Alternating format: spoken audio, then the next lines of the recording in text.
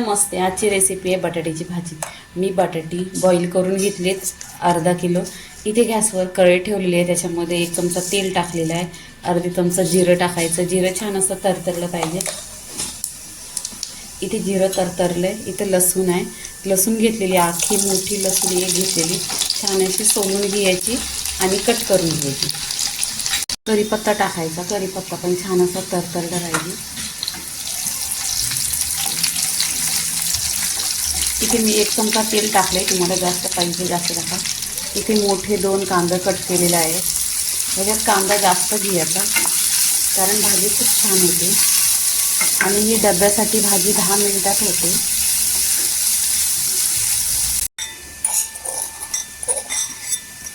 इथे 2 ते 3 हिरव्या मिरच्या टेचून घेतलेल्या आहेत, त्याच्यामध्ये 1 लाल मिरची पण आहे, खूप दिसायला छान दिसते।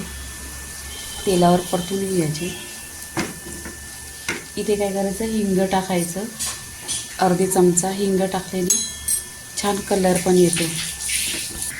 इथे चवीनुसार मीठ टाकायचं, अर्धी चमचा हळदी पावडर टाकायची, मिक्स करायचं।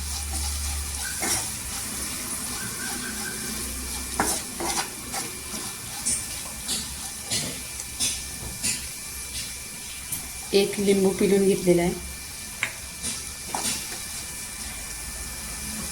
1 चमचा पिठी साखर आहे आणि टेस्ट खूप छान येते बटाट्याच्या भाजीला।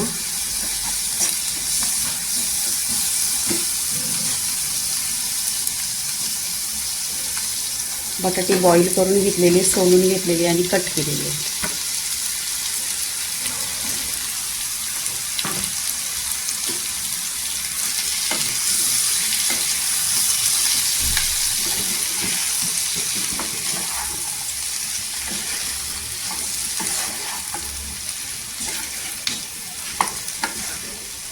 इथे पहा कलर छान असा सुरेख आलेला आहे आणि खूप लवकर होते, 10 मिनिटात होते।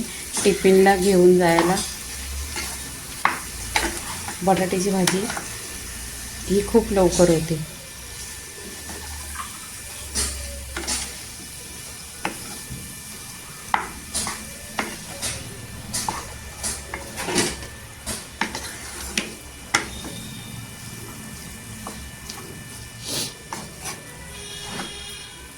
तेलावर परतलेली आहे बटाट्याची भाजी, छान असा इथे पहा कलर आलेला आहे सुरेख। 10 मिनिटात झालेली आहे भाजी। इथे भरपूर अशी कोथिंबीर टाकायची।